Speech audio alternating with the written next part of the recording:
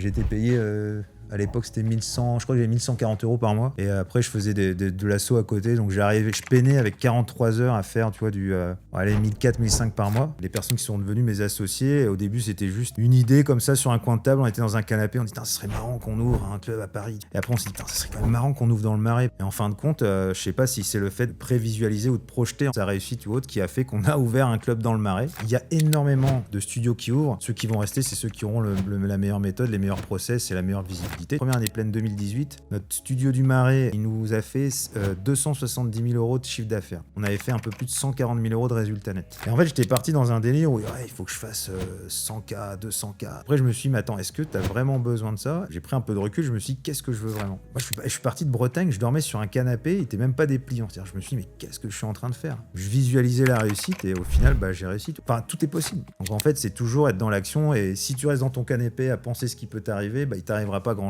et dès que tu prends les choses en main, tout peut t'arriver. Aujourd'hui, on se retrouve avec Patrick Pinault. Il a cofondé Body Heat, des centres d'électrostimulation. Il en a ouvert plus de 120 en 5 ans. Ils ont généré plus de 100 millions d'euros de chiffre d'affaires en 8 ans, avec tout le réseau cumulé. Pourtant, Patrick a démarré en tant que coach sportif. Il était payé au SMIC pour 35 heures par semaine dans une salle de sport. Et après des années à galérer, il a enfin réussi à se lancer et à développer tout son concept. Dans cet épisode, il nous partage son histoire, comment développer son propre centre de coaching haut de gamme et comment éventuellement dupliquer son concept sous forme de franchise comme il a fait avec Body Heat. Avant de te présenter, j'aime bien démarrer par une question un peu cash. Et je dirais... alors, t'as fondé Body Heat, T'as cofondé. T'as raison. Body Heat, et t'as dupliqué ce modèle sur 120 centres. 127 exactement. Ok. Et du coup, il faut un modèle simple et rentable, forcément. Ouais. Donc moi, j'ai créé mon propre centre de coaching. J'aimerais aussi pouvoir le dupliquer. Mais déjà, si je suis coach sportif et je veux ouvrir mon centre de coaching, et je te présente un peu mon modèle, c'est quoi les trucs sur lesquels tu te diras, ok, là c'est simple et ça peut être rentable, et ça c'est vraiment pas bon. Tu vois, comment faire un modèle simple et rentable quand je veux créer une structure orientée sur le coaching en présentiel? Du monoservice, principalement, réponse numéro 1, du monoservice, parce que si tu pars sur, tiens, alors je vais faire un peu de coaching traditionnel, tiens, je vais peut-être mettre une machine de MS, ou alors, tiens, je vais mettre un power plate, peut-être un pilate reformer, en fait, ton acquisition client, et tu penses que tu es très bien placé pour le savoir, va falloir que tu parles à différents avatars. Et le problème, c'est que dès que tu démultiplies, en fait, je sais pas si on peut dire le canal d'acquisition, mais l'avatar et les pubs, forcément, tu t'y perds, tu as moins de reach, et en fait, à vouloir tout faire, en fait, tu fais rien de bon. Donc, le principal conseil, c'est de se focaliser sur un seul et même produit. Tu testes.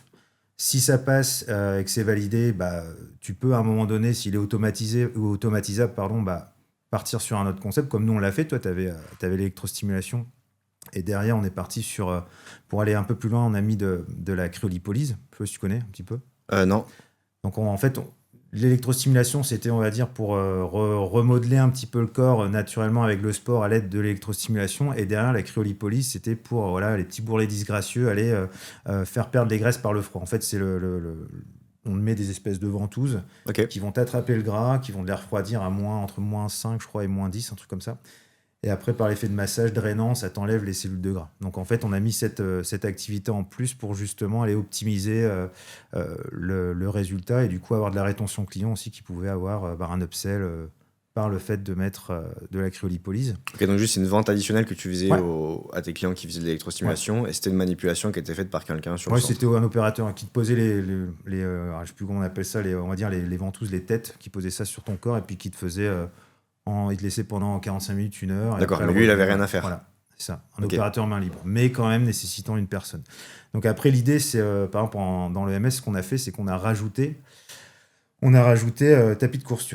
On a testé tapis de course, on a testé... alors d'abord, on a testé le vélo elliptique. Ensuite, on avait testé le vélo. Et en fait, tu vois, si les personnes adhèrent à ça, et tu peux les mettre en autonomie sur l'ergomètre. Alors après, là, je pars un peu à l'envers. C'est une fois qu'on avait trouvé notre nouvelle technologie qui permettait. Mais l'idée, c'est ça, c'est d'avoir une base.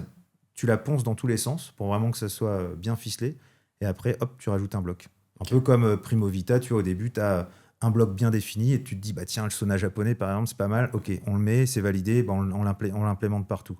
Si tu te dis derrière, tiens, peut-être faire un cours de box bag, je sais pas, je te dis une bêtise. Ok, bah tiens, on va le tester chez nous et après, hop, on le franchise ou autre, tu vois, en fait. Ok, ce que je retiens vraiment, c'est la simplicité dans la gestion. Enfin, même d'un point de vue opérationnel, s'il y a plein de choses à vendre, ça va être le bordel. Ouais. Et... ok. Bah, je peux te donner un exemple concret. Un jour, il y a un gars, il vient me voir. Parce que le l'EMS, qu'il faut savoir, la machine d'électrostimulation à la base, c'était un peu la machine qui restait dans les centres d'esthétique dans un coin, tu vois, qui n'était pas pris au sérieux, qui n'était Ouais. pas testé. Jusqu'à ce qu'il y ait je veux dire, des petits malins comme nous, peut-être pas, mais qu'il y ait des gens qui s'y intéressent vraiment et qui commencent à en faire vraiment une activité à part entière, comme ça existe en Allemagne, et qui se sont dit, bah tiens, on va faire un studio dédié à cette activité. Et c'est là que ça a performé, que ça a explosé, tu vois. C'était en 2000, l'âge d'or de l'EMS, ça a dû être 2018-2019. Pourtant, la machine, elle était dans un coin de salle depuis 2012, tu vois. Hmm. Donc, c'est quelqu'un qui s'est dit, à un moment donné, je vais aller la tester. Et, Ouais, ça me fait penser un peu au Pilate Reformer, là, ouais. où ça explose. Mais en fait, le Reformer, ça existe depuis un moment, dans un Exactement. coin de salle. C'est ça, c'est que tu peux avoir. En fait, c'est ça, tu as plein de choses. Tu as plein d'industriels qui créent des machines de fou furieux. Je sais pas si tu connais la Powerplate, toi. Oui, Donc, Powerplate, ça a été vachement critiqué pendant une période parce que, ouais, ça crée des. Alors, je crois que je dis peut-être des bêtises, mais c'était décollement de la rétine, machin, parce que mal utilisé ou utilisé à trop forte intensité. Mais en fait, si tu respectais les règles strictes, que tu avais l'anamnèse, donc le questionnaire de contre-indication, et que tu t'assurais bien que les personnes qui le pratiquaient pouvaient le pratiquer, en fait, c'était un appareil extraordinaire. Même titre que le MS. Le MS, tu as plein de gens qui se sont dit, ah bah tiens, je vais tester. Ouais, on conseille de faire une séance par semaine. Ouais, moi, c'est bon, j'en fais une tous les jours, je suis un warrior. Problème, tu fais une séance de MS mal maîtrisée avec un mauvais opérateur tous les jours, c'est contre-productif. Tu risques. Je sais pas si tu connais la rhabdomyolyse, ça te parle peut-être? non. Rhabdomyolyse, c'est en gros, enfin, c'est de la destruction musculaire, grosso modo. Donc en fait, Ah oui, si, je vois. Ouais. c'est en CrossFit et on en entend pas mal parler. Et puis c'est souvent aussi, c'était pendant les tremblements de terre, tu vois, les personnes qui avaient des membres écrasés en fait et qui restaient trop écrasés longtemps, en fait, c'était de la destruction musculaire, tu vois. Donc en fin de compte, c'est pareil. L'EMS, si c'est pas bien utilisé, bah, tu peux avoir des problèmes. Mais j'ai envie de dire, c'est comme si tu t'amuses à faire du coucher en force tous les jours, tu vois. Oui, bien sûr. C'est la même chose. Donc bien maîtrisé, ça passe. Et du coup, tu as beaucoup d'industriels qui proposent des technologies de fou, mais qui ont du mal à trouver le marché parce qu'ils ne savent pas le marketer, ils n'ont pas les opérateurs.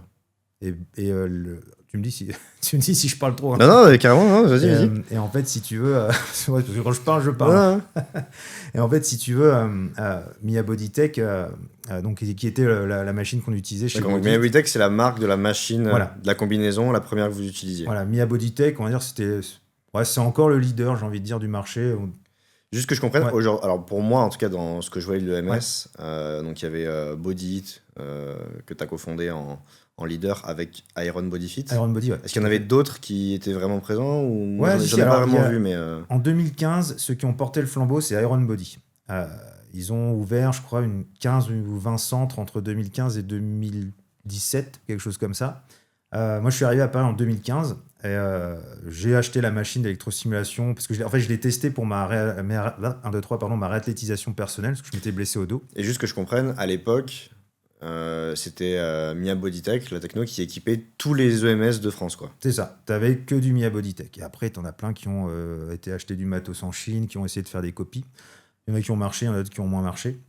Et grosso modo, donc j'ai acheté cette technologie et mon associé à l'époque de Kevin qui faisait également le même taf. On était coach à domicile, donc on allait chez les gens pour les coacher avec cette technologie. Personne ne connaissait, ils nous voyaient arriver comme des ovnis avec notre console un peu bizarre.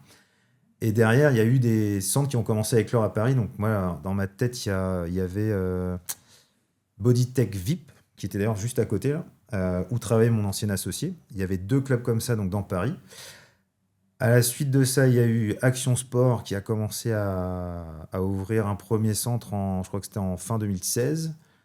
Tu as eu My Big Bang au même moment. Et nous, avec mes associés, enfin avec mon premier associé, puis le deuxième qui est arrivé par la suite, on s'est dit, putain, mais les mecs, ils ouvrent de partout. Nous, on a les machines, il faut qu'on y arrive aussi, tu vois. Et c'est là où on s'est dit, bon, on va essayer de trouver un endroit. Et en fait, on était un peu les outsiders. On nous surnommait un peu les manouches de l'électrostimulation parce qu'ils pensaient qu'on allait faire n'importe quoi. Et au final, bah, on est arrivé au top. Mais c'était encore une fois la complémentarité, la synergie des 3 individus qui a fait que on a pu performer. Et vas-y. Non, j'allais dire juste... Dis-moi. Ouais. donc là, tu commences à expliquer un peu Body It, comment tu l'as lancé, etc. Est-ce que juste... bon, les gens commencent à voir qui tu es, en tout cas. Est-ce que tu pourrais nous expliquer ton parcours avant, en fait, tu me dis que tu es coach sportif, Ouais. tu pourrais nous expliquer voilà, comment est-ce que tu en es venu de coach sportif à cette techno-là, Ouais, bien et sûr. puis ensuite à créer Body It jusqu'au succès que tu as pu avoir avec cette marque-là. Donc moi, je suis brestois d'origine. J'ai voulu passer un brevet d'état des métiers de la forme après avoir obtenu le bac avec un peu de retard en 2004, parce que je l'ai eu à 20 ans. Donc j'ai intégré l'IRSS de Rennes à l'époque. C'était l'Institut régional sport et santé. Et à l'époque, tu avais un tronc commun. Donc tronc commun, c'était une année d'études préparatoires où tu devais travailler, apprendre l'anatomie, le juridique un petit peu sur le sport, pratiquer un peu tous les sports et t'entraîner justement pour le brevet d'état qui était très spécifique derrière. Qui était le diplôme pour devenir coach sportif. Voilà, donc tu avais des brevets d'état de tennis, brevet d'état de foot, et tu avais le BEMF à l'époque, c'était le brevet d'état des métiers de la forme, que je souhaitais intégrer, et malheureusement, enfin, je l'ai intégré, mais malheureusement, je n'ai pas pu aller au bout parce qu'à l'époque, les performances physiques à avoir pour décrocher le diplôme étaient assez dures, et je me suis malheureusement déboîté l'épaule, donc j'ai dû être opéré, j'ai dû arrêter. Ah merde, ok. Donc ça arrive, hein, mais tout arrive pour une raison, il n'y a pas de hasard. On est là aujourd'hui, il n'y a pas de hasard. Du coup, derrière, je suis reparti dans ma petite Bretagne natale, j'ai fait un BTS transport, qui n'a rien à voir. À la suite de ça, je suis parti pendant 3 ans en Nouvelle-Zélande, où là, j'ai côtoyé, par hasard, j'étais le coloc d'un mec qui était coach sportif. Et je me suis entraîné comme un ouf avec lui. Et pendant 3 ans, je me suis dit, bon, en fait, c'est vraiment ça que je veux faire. Je suis rentré en France, une première fois en 2009, donc au bout de 2 ans, et j'ai rencontré des nouvelles écoles qui venaient d'arriver, parce que c'était le BPGEPS à l'époque. Ça venait d'arriver, je me suis dit, bon, je vais m'entraîner comme un fou furieux, comme pour le BEMF. En fait, quand je suis arrivé au test d'entrée, je me suis dit, mais c'est quoi vos tests? Et c'est tout. Et en fait, c'était un niveau qui avait vraiment dégringolé, c'était un peu la porte ouverte à tout. Ouais, le test d'entrée, c'est vrai, il était beaucoup plus c'était, simple. C'était, je vais pas dire bidon, mais bon, par rapport à l'entraînement que j'avais fait, je me dis, c'était facile. Et en fait, parce que c'est devenu un business où toutes les écoles pouvaient ouvrir et faire du chiffre. Donc bref, derrière, je suis passé, j'ai eu mon diplôme de BPGEPS AG2F en 2010. Derrière, j'ai bossé 5 ans à Brest en tant que coach sportif traditionnel. Alors, je faisais de tout, hein. Je faisais des cours de step, des cours de LIA, des cours de body combat. J'ai même fait des cours de body jam, pour dire, je peux supprimer. J'en ai fait aussi. Sérieux? Ouais. Ah, j'étais pro-instructeur en jam, tu vois. Terrible. Ah ouais. Ah ouais, mais j'ai pas la dégaine à faire du body jam, hein. Non plus, non plus. Ah, j'ai kiffé. Et en fait, c'était plus un challenge. Et un jour, en body combat, enfin, j'en faisais beaucoup. Je faisais 4 body combats par semaine. Tu sais ce que c'est, un t'enchaînes comme un ouf. Et à 30 ans, 31 ans exactement, fin d'un body combat, je fais les étirements et bam, grosse douleur dans le bas du dos. Je me dis, mince, putain, c'est chaud. Et je rentre chez moi. Et bien là, c'était un lumbago de fou furieux. Je pouvais plus bouger. Le problème, c'est que tu peux pas t'arrêter non plus pendant 100 ans. Donc là, j'ai un arrêt d'une semaine, pardon. Je reprends. T'étais salarié ou indépendant à Ouais, l'époque? salarié, j'étais salarié. Ok, toujours ok. salarié. Parce qu'en plus, t'es souvent indépendant dans le coaching, donc un Ouais, indépendant, non, à il a pas le l'époque, choix, quoi. Donc, mais bon, Non, t'étais j'étais salarié. salarié, mais bon, salarié, je vais te dire, je faisais 35 heures. J'étais payé, à l'époque, c'était 1100, je crois que j'avais 1140 € par mois. Oui, oui. Et après, je faisais de l'assaut à côté. Donc, je peinais avec 43 heures à faire, tu vois, allez, 1400, 1500 par mois. Et je me suis dit, purée, je me suis blessé le dos, j'ai 31 ans. C'est quoi la prochaine étape, quoi? Et là, je me dis, purée, je me suis blessé le dos. Si je veux ouvrir ma boîte, j'avais pas trop l'esprit entrepreneur à l'époque, mes parents sont pas entrepreneurs. Je me suis dit, bon, si je veux acheter la boîte de ma patronne, il me faut de l'argent que je n'ai pas. J'ai pas de perspective d'évolution parce que mon N+1, comme on appelle dans les grandes boîtes, c'était ma patronne en direct. Donc, je pouvais pas avoir trop de perspective. À l'époque, ça se passait pas bien avec ma meuf. Au taf, ça se passait pas forcément bien. Donc, je me dis, allez, tac, je tente l'aventure parisienne. Donc, je pars une première fois, juste une semaine, chez un pote à Paris. Il habitait Montrouge. Pourquoi Paris? Parce que tu te dis, il y a plus d'opportunités ici. En fait, je me suis dit. En fait, ce qui est marrant, c'est un La terre jour. promise. Ouais, un jour, mon père. Alors, il y a 2 choses qui sont passées. Il y a déjà cet appel de Kevin, donc, qui a été mon associé par la suite. Il m'appelle, je me rappelais toujours, j'étais au Carrefour City à Brest. Il me dit, alors Patrick, toujours à faire des cours de step, machin. Je fais, ah ouais. Il me fait, ah, tu devrais venir à Paris. Moi, j'enchaîne, je fais 6 000 € par mois en indépendant, je fais des coachings, c'est 80 Donc c'était un balles de collègue l'heure. coach à toi de l'époque, c'est ça? C'est le gars que j'avais remplacé en fait quand j'étais en stage. Lui, il avait son diplôme 1 an avant moi et je l'ai remplacé dans la D'accord. salle. Et du coup, après, on n'était pas potes, hein, mais on gardait contact, tu vois. Et il me dit ça, et je fais, attends. Après, c'est un vendeur de rêve. Tu me dis, c'est 6 000 balles, putain, c'est quand même pas mal.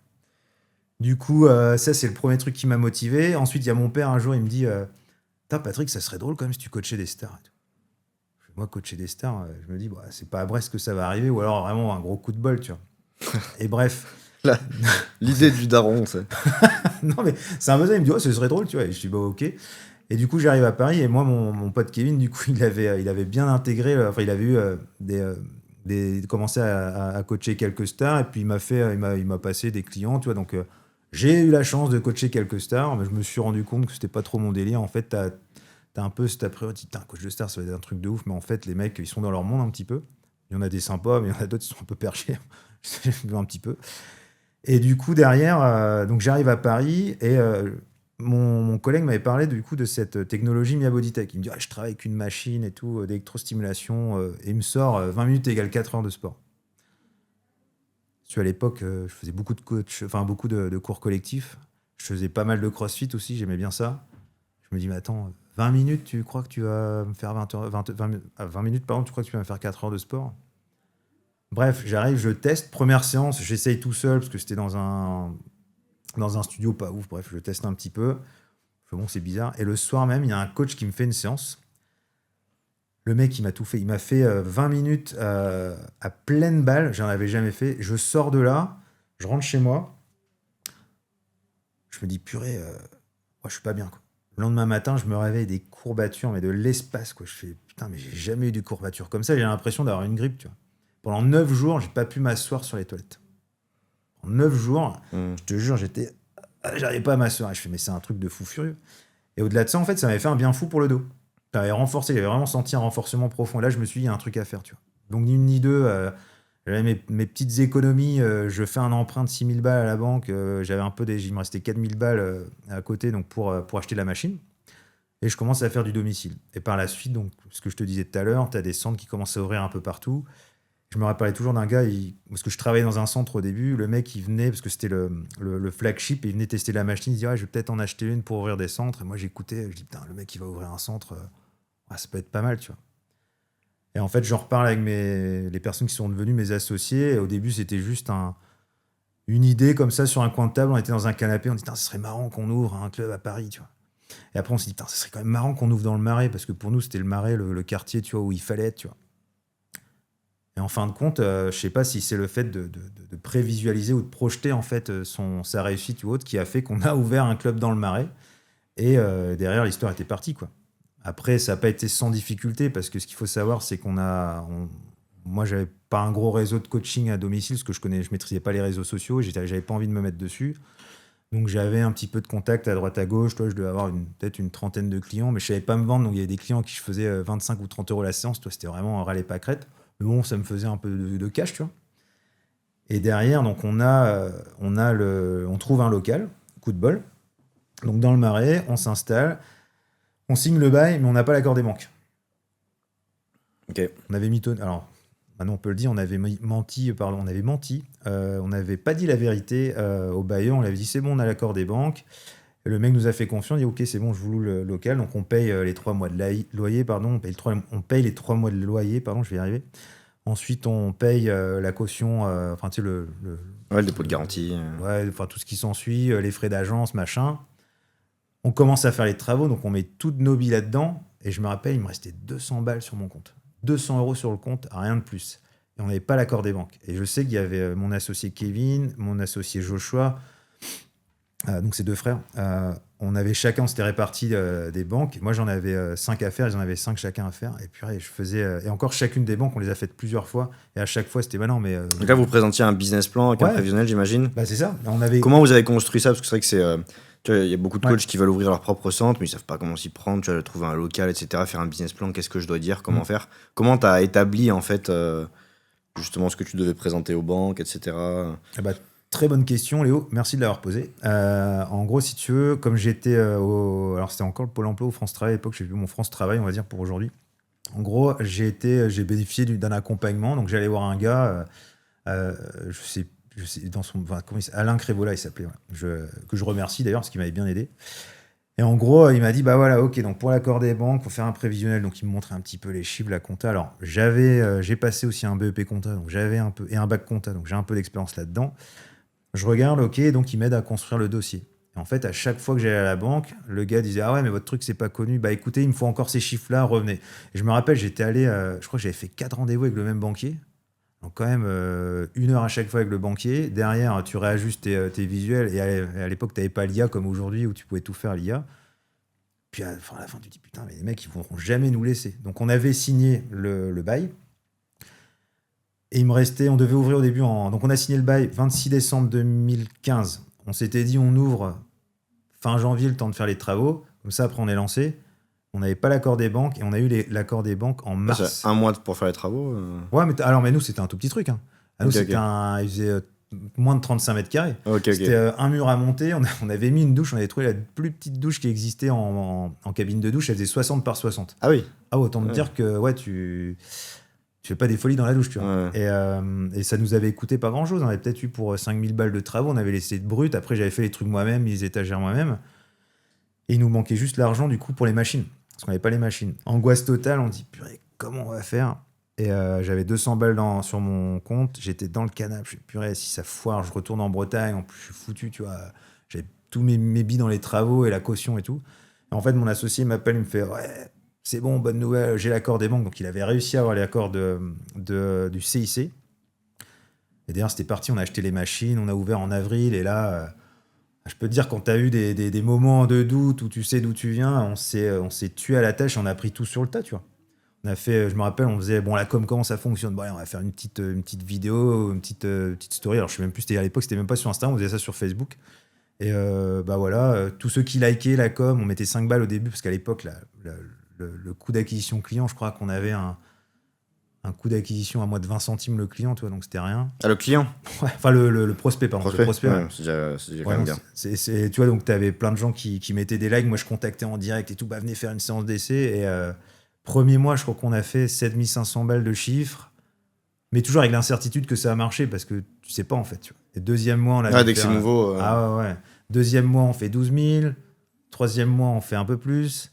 Et un peu plus. Et un peu plus. Et fin d'année, tu as des gens, en fait, qui arrivent qui te disent c'est pas mal votre business, là. Comment on fait pour en ouvrir un ? Du coup, bah, tu te poses la question légitime de vous voulez en ouvrir un avec nous ? On peut faire la même marque, comme ça fait une force. Et du coup, c'est de là qu'est née l'idée de faire un réseau. Alors, au début, on savait pas trop si on allait faire licence de marque ou franchise. C'est quoi la différence licence de marque et franchise pour Grosso modo, la franchise, c'est tu dois respecter un manuel opératoire, vraiment une charte graphique, et tu as un cadre vraiment bien défini qui est assez strict. Et on va dire que la licence de marque, c'est un peu plus souple. Je ne vais pas te donner le détail, mais tu as moins de contraintes côté, licencié et moins d'obligations côté pas franchiseur, mais côté, je ne sais pas comment on dit ça du coup, côté tête de réseau, on va dire. Et en revanche, la franchise, tu as beaucoup plus d'obligations des deux côtés. Si tu pars sur la franchise, par exemple, tu as un devoir d'accompagnement plus poussé, on va dire, que la licence de marque. Et ça, c'est un choix après qu'il faut faire en connaissance de cause et en fonction de tes envies, en fait, de tes objectifs. Ok. Qu'est-ce qui vous a fait vous dire, ok, maintenant on lance en franchise et on va vraiment le pousser, quoi ? En fait, c'est l'engouement des gens. Déjà, pour te dire, la première année pleine en 2018, la première année pleine 2018, notre studio du Marais, qui faisait, je te dis, moins de 35 mètres carrés, il nous a fait 270 000 euros de chiffre d'affaires. Ah ouais. Sur ces 278 000 euros de chiffre d'affaires, on avait fait un peu plus de 140 000 euros de résultats nets. Ouais, Sachant que il y avait l'équipe en place. Tu avais un coach le matin avec un peu plus d'heures pour faire la gestion, tu avais un coach l'après-midi et un coach le week-end. Et avec Joshua, je me rappelle, on passait les vendredis soirs. Bon, ça a été les gars, ouais, nickel. Et on mettait pas forcément trop le nez dedans. Mais à l'époque, il n'y avait pas énormément d'adresses et c'était l'engouement, donc tout le monde voulait faire, tu vois. Voulait faire de l'électrostimulation, enfin tout le monde. Beaucoup de personnes voulaient le faire. Et tu as des gens, tu n'avais même pas besoin de les convaincre. C'était OK, alors je vous explique vous voulez faire votre séance d'essai, c'est gratuit. Ah non, mais bon, c'est bon, t'inquiète, j'achète. Aujourd'hui, c'est plus le cas, tu vois. Tu as vraiment un système de vente, à convaincre, d'argumentaire, système de closing. Et qu'est-ce qui a évolué qui fait que justement aujourd'hui il y a besoin de plus convaincre, etc. selon toi ? La quantité de studios qui ouvrent. Tu vois, je te donne un exemple. Là, on est en plein 9e. 9e, si je dis pas de bêtises, alors on me reprendra si c'est pas les bons chiffres, mais à l'époque, c'était à peu près 160 000 habitants dans le 9e. C'est un gros arrondissement, mais tu fais le tour assez vite, une heure et demie, je pense que tu as fait le tour, tu vois. En 2019, tu avais 16 clans. En 2019, tu avais 16 clubs d'électrostimulation, 16 studios d'électrostimulation dans le Juste 9e. dans le 9e. Dans le Ouais. 9e. Tu avais 4. Alors, de mémoire, attends. Donc ça fait 1 pour 10 000 habitants, quoi. Ouais, même si le pouvoir d'achat est là, tu vois, c'est beaucoup. Et sachant que je te parle de ça parmi toutes les autres activités qu'il y a. Tu as des studios de coaching, tu as des salles de sport, tu as des centres d'esthétique, tu as un paquet de trucs, tu vois. Donc en fait, forcément, s'il y avait des petits malins, comme tu avais la séance gratuite, ils venaient essayer chez toi, après ils allaient essayer à droite, à gauche, et au final, ils ont fait leurs 10 séances gratos, enfin, ils ont fait leur truc gratos. Donc après, c'est arriver à convaincre, à prouver que c'est un bon investissement, que le coach est important aussi. Parce que alors, ça, c'est un truc. Moi, je recrute pas des coachs, enfin, je ne recrutais pas, pardon, des coachs parce qu'ils étaient techniquement bons. Moi, je recrutais des animateurs, tu vois.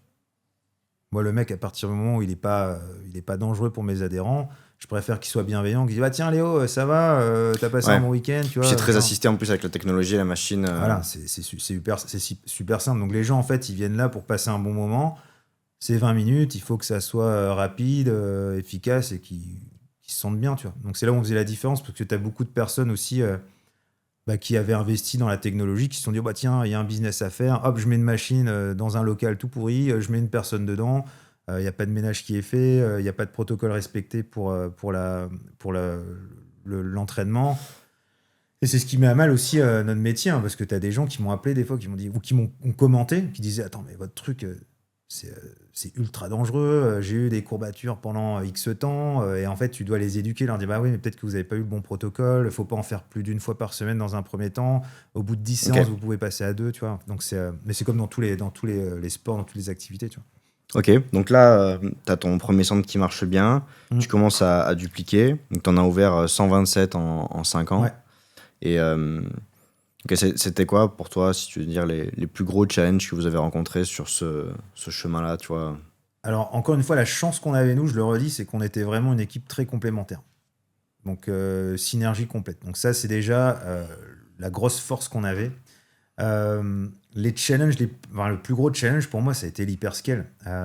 Parce que quand tu passes de 0 à 120 en 5 ans, sachant qu'on en a ouvert plus de 60 en 2019, parce qu'après le Covid, en fait, on aurait continué d'ouvrir s'il n'y avait pas eu le Covid. Ça a été vraiment de recruter les bons éléments. Ouais, c'est énorme, ça fait plus de 1 par semaine, quoi. Ah bah c'était un truc de fou. Et c'est moi qui m'occupais en plus de toute la coordination. Donc c'est mon associé, il faisait signer les contrats. Moi je m'occupais de... je faisais un peu l'architecte d'intérieur, je faisais les petits aménagements en fonction des locaux, je faisais les formations, je faisais l'accompagnement à l'ouverture, je faisais tout, tu vois. On avait un animateur qui était là, mais c'était chaud, hein, c'était intense. Donc il n'y avait pas d'enfants, pas de femmes à l'époque, c'était bien. Aujourd'hui, je pourrais pas le refaire. Mais le challenge a été de recruter les bonnes personnes qui pouvaient nous accompagner, soit en interne, soit en externe. Et de deux, la chance aussi qu'on a eue, c'est de recruter les bons franchisés au début. Parce que si ton premier franchisé, c'est pas un mec qui fait le taf, ça peut être la dégringolade. Hein. Si le mec... nous, c'est ce qui s'est passé. On a eu une personne qui a ouvert notre premier vrai franchisé. Il y a eu Fabrice à la Baule, donc là c'était fin 2017, c'était même pas au bout d'un an, donc lui il a ouvert à la Baule du coup. Moi je crois que je te donne l'adresse d'ailleurs. Il l'a revendu là, mais donc notre premier franchisé très cool, il était très content. Notre deuxième franchisé, ça a été Martial et Samira qui ont ouvert à Puteaux et qui ont tout de suite cartonné dans un tout petit espace, mais eux c'était des entrepreneurs nés, donc ils ont su cartonner, et eux ils en ont 5 ou 6 aujourd'hui, et ils sont toujours dans le top 10 du réseau, ou top 20, tu vois, et, ça cartonne. Donc eux nous ont donné un bon élan et ont montré que le concept marchait. Mais derrière... Donc, ce qui a permis aussi à d'autres d'avoir la confiance. Exactement, et du coup de se c'est lancer. très important. Mais derrière, on n'a pas eu que des succès. On a eu aussi des mauvaises identifications de profil. Tu te dis, le mec, il a l'air trop bien, il va cartonner. Et puis en fait, il arrive, il ouvre sa porte, mais c'est un assisté de la vie, tu vois. Et t'es obligé d'être derrière lui, à lui montrer comment faire, alors qu'il a fait la formation, alors qu'il est censé être entrepreneur, alors qu'il est censé être autonome. Donc il y a vraiment l'identification des profils aussi qui est très importante à faire on peut dire une scorecard, si tu veux, de dire, OK, tel profil j'accepte, tel profil j'accepte pas. Concrètement, tu vois, demain, pour Primo Vita, idéalement, tu as des coachs sportifs, tu vois. Si demain, tu as un mec, je te dis une bêtise, hein, mais je sais pas moi, le maçon qui veut se reconvertir, il veut ouvrir un Primo Vita, il a jamais fait de coaching de sa vie, je dis pas qu'il va être mauvais, hein, on sait jamais, il y a peut-être des pépites, mais tu pars déjà avec un caillou dans la chaussure, quoi. Ah ouais. Ok. Et L'idée pour qu'un système fonctionne, il faut que ce soit vraiment ultra simple, comme tu me disais, qu'il y a une seule offre. Euh, ça aurait pu être quoi, par exemple, peut-être un truc auquel vous avez renoncé et qui vous a permis de développer beaucoup plus, tu vois. Parce que on est vite tenté de se dire, tiens, vas-y, je peux faire ça, je vais faire une nouvelle presta en plus, bah, tiens, pourquoi pas faire du personal training en plus, pourquoi pas faire des trucs en petits groupes, pourquoi pas. Bah, le personal training, enfin le coaching à domicile, du coup, on l'avait proposé. Et mon associé Kevin le continue un petit peu. Moi, je le faisais un petit peu aussi, parce qu'au début, on se payait pas, donc je le faisais entre on va dire les horaires de fermeture. Donc il y a des franchisés qui font du coaching à domicile en plus. Très peu, très peu. Ouais. Après, tu peux, hein, si tu veux, j'ai envie de dire, le franchisé, il prend sa machine, il va faire du coaching à domicile, mais c'est pas rentable. Le temps que tu ailles chez le client, le déplacement de la machine. Oui, alors aujourd'hui, c'est plus facile, mais en fait, c'est toujours le même principe. C'est quelle est ta valeur à l'heure et qu'est-ce que tu peux générer en 1 heure, tu as de temps. Si dans un studio, en restant 6 heures au même endroit sur 6 heures d'ouverture, tu peux avoir 4 clients par heure, donc 4 x 6, 24. Attends, ça fait 100 € l'heure. 600 balles, par exemple, de chiffre d'affaires en 6 heures. Tu feras jamais 600 balles de chiffre d'affaires à domicile en te déplaçant, tu vois. Ou tout du moins, si tu les fais, tu auras la contrainte de t'être déplacé. C'est fatigant, tu vois. Donc en fait, c'est de se dire, rester focus, pas avoir le syndrome de l'objet brillant, de se dire, ok, tiens, ça peut être pas mal. Chose que j'ai déjà eue et je regrette aujourd'hui, mais ça m'a fait devenir la personne que je suis aujourd'hui aussi. C'est toujours se focaliser sur un service, sur une chose. Comme je disais tout à l'heure, tu la valides, tu fais la preuve, enfin tu prouves que ça fonctionne, et une fois que tu as processé tout le concept, que si tu peux dire bah demain voilà je peux partir de ma boutique pendant 1 mois et elle tourne sans que le chiffre d'affaires baisse de trop, parce que forcément tu as tes variations, mais que tout le monde peut gérer le truc, bon bah c'est que je peux le dupliquer, c'est que c'est simple, c'est qu'on y va, et potentiellement je peux partir sur un autre business. Mais tant que c'est pas ficelé à 100%, ouais, faut pas se prendre la tête, c'est un coup à tout péter, tu vois, à tout faire exploser. Ouais. Ça me fait penser, tu vois, j'aurais bien une problématique à te présenter. Enfin, un truc réel que je rencontre là actuellement avec mon centre Primo Vita à La Baule. Ouais. Donc, j'ai mon associé Quentin, lui qui est sur place, qui s'occupe de manager les coachs, tout ça, etc. Aujourd'hui, donc nous, on vend du personal training et du team training, des cours limités à 8 personnes. En fait, on se rend compte, et c'est pas ce qu'on avait prévu au départ, mais en fait, le team training a pris beaucoup d'ampleur. On a certains cours, il y a à peu près 1 mois d'attente pour avoir sa place, etc. On a, je crois, à peu près 35 heures de team training par semaine dans le planning, qui sont bien remplis. Et en fait, pour dégager du temps à Quentin, là, on a mis quelqu'un manager pour gérer un peu les plannings des coachs, etc. Franchement, il arrive à être très, très libre. Ouais. C'est bien systématisé, je dirais.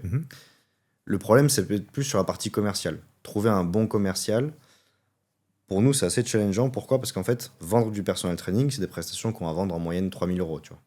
C'est après minimum, même plus. En fait, minimum 290 € par mois. Donc, ça demande une force de vente. Ouais. Et du coup, profil plus rare à recruter ou à former, tu vois. Alors que vendre le team training, on a un système d'acquisition avec un challenge de 5 semaines où les gens viennent tester pendant 5 semaines. Ça marche hyper bien. C'est assez facile à vendre. Puis, j'ai l'impression que tu vois, quand tu trouves un peu les 100 premiers clients, après, ça se fait assez facilement. Les gens restent très longtemps, etc.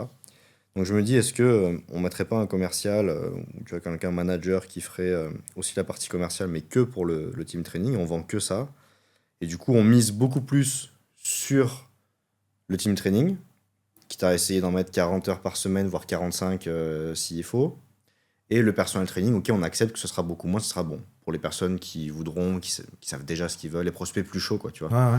Parce que je me dis, bon ben, un commercial correct. Ok, il aura peut-être un taux de conversion, je te dis une connerie, à 20% sur du personal training, alors que l'autre aura peut-être 40%. Mais bon, on n'en a pas non plus énormément. Et ça pourrait être mieux, tu vois. Est-ce que ça vaudrait le coup de faire ça ? Ou est-ce que de se dire, bah non, on veut maximiser aussi le personal training ? Ou est-ce qu'on l'enlève carrément ? Et on fait que du team training, justement, cette idée de faire un seul truc. Qu'est-ce que t'en penses ? Telle est la question. Bah écoute, moi, je suis pas dans tes baskets, mais personnellement, j'analyserai vraiment tous les paramètres, tous les KPIs, tu vois. Et je ferai une analyse de enfin, je sais pas si on peut dire ça comme ça, mais d'avantages et d'inconvénients, tout simplement. Combien je peux aller chercher potentiellement avec le personal training, et combien ça me coûte en temps, et est-ce que c'est pas trop complexe de former quelqu'un, est-ce qu'il va rester, est-ce qu'il va vraiment me rapporter du chiffre, et de mettre en face combien génère effectivement ou peut générer le fait d'avoir on appelle des small group Oui, training, c'est ça, ouais, c'est ça. Ouais. qui serait blindé à 45 heures semaine, tu fais tes calculs, tu regardes. Et dans tous les cas, je pense que si tu as 8 personnes 45 fois par semaine qui payent, je sais pas moi, 20, 25 euros chacune, pas faire le calcul tout de suite, mais je pense que tu es déjà largement rentable. Et j'ai envie de dire qu'une fois que ça s'est rempli, que ça tourne, que tu es blindé, là tu te poses la question de, allez, est-ce que je ferais pas un peu plus de personal training? Ok, donc d'abord. Ouais, fais une chose à la fois. Mais si c'est vraiment ce qui fonctionne le plus, et je pense que c'est le cas aujourd'hui, moi je sais que personnellement, comme je te le disais, moi je fais que des cours collectifs. Tu vois. La muscu, même si j'ai les moyens de me prendre un coach, si j'ai pas vraiment un objectif très particulier, je fais des cours collectifs parce que j'atteindrai mes objectifs, puis c'est fun. Tu vois, En fait, il y a un sujet vraiment à prendre en compte. Moi je remarque que c'est sur la fidélisation. Les gens qui viennent en small group training, j'ai l'impression qu'ils peuvent rester 10 ans, quoi. Bah voilà, t'as ça. Et dis-toi un truc, c'est que. Surtout à la bowl, il y en a qui vont rester jusqu'à la fin, quoi. Bah oui, oui, parce que c'est un peu les. On finirait. Mais en gros, si tu veux, depuis le Covid, les gens ont besoin vraiment de se sociabiliser, tu vois, d'aller voir les gens, d'être cet effet de groupe. Et encore plus, je pense, aujourd'hui avec ça, on voit que c'est très apprécié. Ah, et puis tu as l'arrivée de l'IA là, en masse qui fait que beaucoup de gens restent chez eux.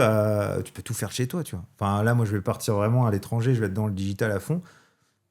Et moi, mon premier truc, c'est que je vais aller chercher un endroit où je peux faire un bootcamp ou un truc comme ça. Je kiffe. Parce que si tu trouves les bonnes personnes... Alors, c'est important que le coach soit bon. Pas un tortionnaire comme j'ai en ce moment à Blanche qui nous met des douilles venues de l'espace tous les mercredis. Mais bon, après, on est là, on sait pourquoi on est là. Mais vraiment, ouais... si tu trouves l'axe différenciant de tous les bootcamps que tu peux voir, tu vois, comme on parlait, tu vois, t'as F45, Paris, t'as je crois que c'est Épisode ou Équinoxe, je sais pas. Épisode, Épisode. Équinoxe aussi, il n'y en a pas un truc comme ça. Équinoxe, c'est des très gros trucs, mais c'est plutôt anglo-saxon. Peut-être je me trompe. Pour moi, c'est des salles, c'est les salles de mes rêves, un peu. Tu sais, t'as des hôtels. Ah oui, exact, ouais. Équinoxe, c'est des trucs de fou. Ah, mais t'as ça, tu vois. Mais en fait, et t'as plein de concepts, tu vois. Aux États-Unis, il y avait un autre truc, je sais plus comment ça s'appelle. Pas des concepts de boxe qui arrivent, tu vois. Enfin, t'as plein de trucs. Et en fait, c'est juste le modèle qui va faire plaisir aux gens et où ils vont se retrouver en communauté. Et puis après, c'est aussi d'aller faire... je pense que c'est important. Moi, je kiffais ça, c'était de faire des soirs adhérents, des trucs comme ça, de la cohésion, ou même peut-être des... Ça marche bien, ouais. Ce que tu peux faire aussi, c'est proposer, truc tout bête. Par exemple, à la boule, tu dis, je te dis une bêtise, hein, j'organise une semaine de vacances, je sais pas moi, à Marbella ou à Ibiza ou je sais pas où, c'est 500 balles la semaine, on se fait une semaine sportive, le matin un cours, le soir un cours, ou peu importe, une journée un cours, le reste c'est open bar, on fait ce que vous voulez, ou tu organises des petits trucs, tu vends 500 balles la semaine ou plus, je sais pas, 1000 balles, ça te coûte 500, si tu as 10, 15, 20 personnes, tu as fait ta semaine, chiffre d'affaires, c'est pas mal, et tu as plein d'idées comme ça à faire, tu vois. Ouais, parce que tu vois, la question que je me pose, c'est comment tu vas le rendre le plus simple possible. Parce que tu vois, recruter un très bon commercial, ça met un frein à la duplication. Il faut qu'il soit bien formé. Il faut qu'il soit bien formé aussi, tu vois. Tu connais Mathias Nézard, je crois ça. Ouais. Lui, il peut te former tes gars. Nous, on le fait déjà avec ma boîte Ouillante. Ah bah oui, en plus. C'est ce qu'on fait de mieux. Donc ça, c'est une force qu'on a, mais ça reste quand même aussi un frein, parce qu'il faut trouver quand même le gars, un mec pertinent, tu vois. Ça, puis après... Moi, c'est aussi sur le positionnement sur la cible, tu vois. Parce qu'en fait, nous, c'est pas de sport performance, plutôt santé, retrouver la meilleure forme de sa vie, plutôt pour des plus de 40 ans. Ok, les petits groupes comme ça, c'est pour trouver le concept et l'affiner, où je me dis que c'est indispensable, en fait, tu vois. Moi, tu vois, si je devais faire un truc, je veux pas dire que je... Et même d'ailleurs, si je veux le dupliquer ou pas, peu importe, c'est pour que la gestion soit la plus simple possible et que mon associé, qui est le dirigeant sur place, il puisse être... en vacances 50 semaines par an. Il n'a pas envie de prendre des vacances 50 semaines par an, mais au moins qu'il ne soit pas dépendant de la boîte, quoi. C'est les process. C'est si tu fais un modèle comme celui-là, tu fais tes cours. Là, c'est vraiment scripté pour scripter. Hein. Mais si les coachs sont bons, tu leur dis, vous avez le modèle, c'est des cours de 45 minutes, 1 heure, un échauffement, un corps de séance avec 8 ateliers prédéfinis. Tu dis, vous avez 5 types d'ateliers pour les bras, 5 types d'ateliers pour les jambes, 5 types d'ateliers pour les épaules. Je te dis des bêtises. Vous en choisissez un à chaque fois, vous construisez votre séance avec ça. vous dérogez pas à ça, donc c'est toujours à peu près le même type d'exercice, donc chacun sait ce qu'il a à faire. Et ensuite, retour au calme et tu démultiplies. Après, tu donnes des noms de cours sympas, tu vois. Je sais pas, moi, comme ça existe déjà, hein, full abdo ou performance ou, je sais pas, moi, enduro, j'en sais rien, tu vois. Donc toi, pour toi, là, si quelqu'un ouvre un centre de coaching, tu dirais d'aller même jusqu'à ce point-là de détail pour systématiser Bah, et que ça marche, tu vois. tu dis pour quelqu'un qui suit une franchise ou qui ouvre lui tout seul? Non, qui ouvre sa salle, ouais. Bah, le truc, c'est que le Parce que, freestyle. alors, dans l'idée de le mec qui ouvre sa salle, Mhm. c'est pas qu'il soit tout le temps dépendant, voilà, c'est qu'il puisse être chef d'entreprise Ouais. et que sa salle soit gérée par son équipe, mais sans que ça dépende de lui. Parce que si ça dépend de lui, oui, il s'en fout, il fait ses trucs, tu vois, il fait ses coachings, mais c'est pas le but, tu vois. Ouais, bah, en fait, si tu. Ah, je te donne l'exemple. Le premier coach qu'on a employé, il respectait pas forcément ce qu'on lui disait de faire. Dans le sens, moi, il y avait un protocole à respecter, et je lui avais dit à l'oral, tu vois, j'avais pas scripté ça. Déjà, il faut comprendre que la communication à l'oral, ce que je te dis aujourd'hui, demain, je te dis de le redire à quelqu'un, tu vas Oui, dire c'est la pire chose. 30% de ce que je t'ai dit. Et bon, le fameux téléphone, pas dire de mots aujourd'hui, je vais me faire en gronder sinon, tu vois, tu vois ce que je veux dire.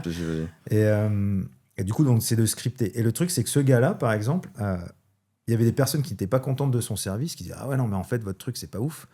Du coup, j'avais été le voir, je lui avais dit en fait, tu respectes pas ce que je dis. Il me dit bah oui, mais en même temps, tu m'as pas bien expliqué, alors que je lui avais bien expliqué. Donc, du coup, qu'est-ce que j'ai fait derrière? C'est que je lui scriptais en fait ce qu'il devait faire et ce qu'il n'avait pas le droit de faire. Donc, tu avais comme on a dans une franchise, un espèce de manuel de savoir-faire, mais à petite échelle pour les coachings.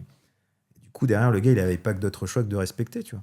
C'était scripté. C'est comme si demain, tu travailles chez McDo. Tu me dis, bah écoute Patrick, moi j'ai envie de faire des Whoopers. Bah non, tu vas chez Burger King, tu vois. Tu dois respecter Ok. une trame, tu vois. Si je comprends bien, en fait, c'est créer ta méthode propriétaire et la mettre en place dans ton centre, qui fait que ça pourra vraiment bien marcher et que tu pourras générer de l'argent sans avoir besoin de travailler. Le faire par choix, si tu en as envie, si tu as envie de coacher, etc. Mais gagner ta liberté comme ça en créant à ce point de détail. Tu vois, pour moi, dans ma tête, je me disais, et je pense que c'est parce que, tu vois, même de base, moi, on en parlait tout à l'heure en off, je me disais, non, mais être franchisé, jamais. Je voudrais jamais faire ça. Parce qu'en fait, j'ai l'impression que je suis enfermé dans un modèle où j'ai pas le droit d'en sortir. Mais parce que j'ai cet esprit entrepreneur où je veux créer, je veux faire des trucs, etc. Et je me dis, mais si on me contraint à me dire comment je dois coacher, mais n'importe quoi, tu vois.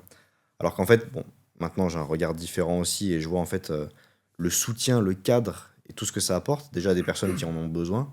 Et même moi, si, en tant que juste investisseur, aujourd'hui, je regarde même s'il n'y a pas une franchise dans laquelle je peux investir pour être franchisé.